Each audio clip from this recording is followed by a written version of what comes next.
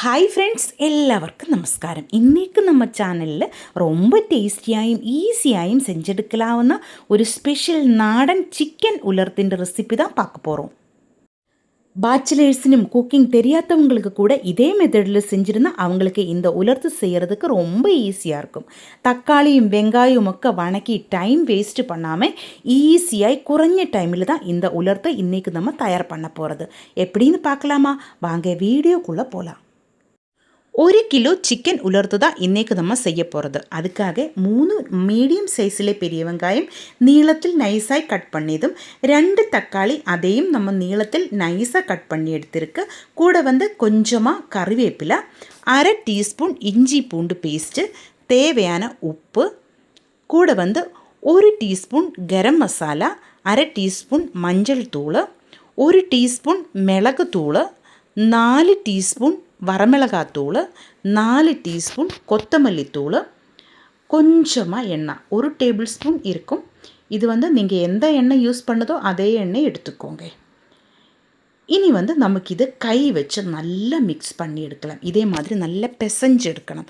நம்ம தக்காளி எல்லாம் நல்லா உடைஞ்சு அதில் தண்ணி எல்லாம் வெளியில் வருന്ന அளவில் நம்ம நல்லா ப்ரெஸ் பண்ணி பிசைஞ்சு எடுத்துக்கோங்க. കഴുകി ക്ലീൻ പണിയ 1 കിലോ ചിക്കനിലേക്ക് 1/2 ടീസ്പൂൺ മഞ്ഞൾ തൂൾ, 1 ടീസ്പൂൺ വറമിളകാത്തൂൾ, 1/2 ടീസ്പൂൺ மிளகு தூள், 1/2 டீஸ்பூன் கரம் மசாலா தூள், தேவையான உப்பு போட்டு இதே மாதிரி 1 மணி நேரம் நான் மாரினேட் பண்ணி வச்சது. உங்களுக்கு டைம் இல்லைன்னா இது தேவையில்லை, டைரெக்டாகிட்டு நமக்கு சிக்கன் இதிலேக்கு சேர்த்து இதே மாதிரி மிக்ஸ் பண்ணி கூட எடுக்கலாம். நான் 1 மணி நேரம் அப்படியே ரெஸ்ட் பண்ணுறதுக்கு வச்சதுக்கு அப்புறமா தான் சிக்கன் இதிலேக்கு சேர்த்தி இருக்கு. இப்போ சிக்கனும் போட்டு நம்ம வெங்காயம் எல்லாம் நல்லா கரெக்டாக பிசைஞ்சு எடுத்துருக்கு. இதுவும் ஒரு 1 மணி நேரம் நம்ம ரெஸ்ட் பண்ணுறதுக்கு வச்சுருந்தா நல்லாயிருக்கும். ஆனால் டைம் இல்லைன்னா அது ஸ்கிப் பண்ணிக்கோங்க.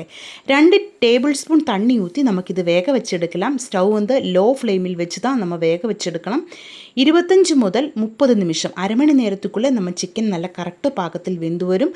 லோ ஃப்ளேமில் வச்சு தான் நம்ம இது வேக வச்சு எடுக்கலாம். சிக்கனிலேருந்தே தண்ணி நல்லா வெளியில் வந்துகிட்டே இருக்கும். அதனால நம்ம தண்ணி இதிலேக்கு ஊற்ற தேவையில்லை. இப்போ பாருங்கள், நம்ம சிக்கனிலேருந்து தண்ணி எல்லாம் கிரேவி கரெக்டு பாகத்தில் ஆயிடுச்சு. இனி நமக்கு இது நல்லா கலரை விட்டு எடுக்கலாம். இப்போ பாருங்கள், நம்ம கிரேவியெல்லாம் நல்லா வற்றி வந்துருச்சு. இந்த டைமில் இன்னொரு கடாய் நமக்கு அடுப்பில் வச்சு நல்லா சூடு பண்ணி எடுக்கலாம். அதிலேக்கு 2 டேபிள் ஸ்பூன் தேங்காய் எண்ணெய் நான் ஊற்றியிருக்கு. கொஞ்சமாக தேங்காய் இதே மாதிரி சின்ன பீஸாയിട്ട് கட் பண்ணி இது போட்டு ஃப்ரை பண்ணி எடுத்துக்கோங்க. நல்லா ப்ரௌன் கலர் ஆகணும். இந்த மாதிரி தேங்காய் ஃப்ரை பண்ணி போடும்போது நம்ம சிக்கன் உலர்த்துன்னு நல்ல ஒரு டேஸ்ட்டு கிடைக்கும். அதுக்காகத்தான். இனி 1 டேபிள் ஸ்பூன் இஞ்சி பூண்டு பேஸ்ட்டு இதிலேக்கு சேர்த்தியிருக்கு. இஞ்சி பூண்டு பேஸ்ட்டு 1/2 டீஸ்பூன் நம்ம சிக்கனிலும் சேர்த்தியிருந்தது. அதனால் இதிலேக்கு 1 டேபிள் ஸ்பூன் போதும். கொஞ்சம் கறிவேப்பிலையும் நான் சேர்த்தியிருக்கு. நல்லா ஃப்ரை பண்ணி எடுத்துக்கோங்க. அதுக்கப்புறமா நம்ம சிக்கன் உலர்த்திൻ്റെ ஸ்பெஷல் டேஸ்ட்டு கொடுக்குறது இது தான். 1 டீஸ்பூன் சோம்பு தூள் அது தான் நான் இதிலேக்கு சேர்த்தியிருக்கு. இது கண்டிப்பாக நீங்கள் சேர்த்தி தான் ஆகணும். அப்போ தான் நல்ல டேஸ்ட்டாக இருக்கும். இப்போ வேக வச்செடுத்த சிக்கன் இதிலேக்கு சேர்த்தி நல்லா மிக்ஸ் பண்ணி எடுக்கலாம். ஸ்டவ் மீடியம் ஃப்ளேமில் வச்சுக்கோங்க.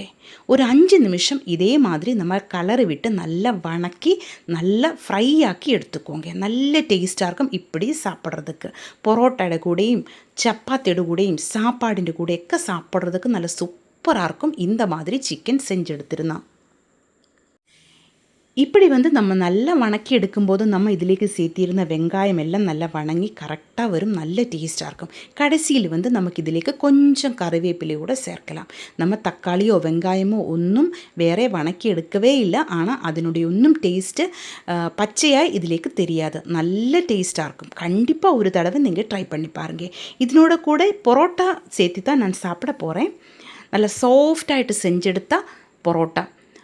மீதி சாப்பாடில் தான் இந்த பரோட்டா நான் செஞ்செடுத்துருக்கிறத இதனோட வீடியோ நேற்று நான் அப்லோட் பண்ணியிருந்தது. கண்டிப்பாக அதனோட லிங்க் வீடியோட கீழே டிஸ்கிரிப்ஷனில் உங்களுக்காக ஷேர் பண்ணுறேன்.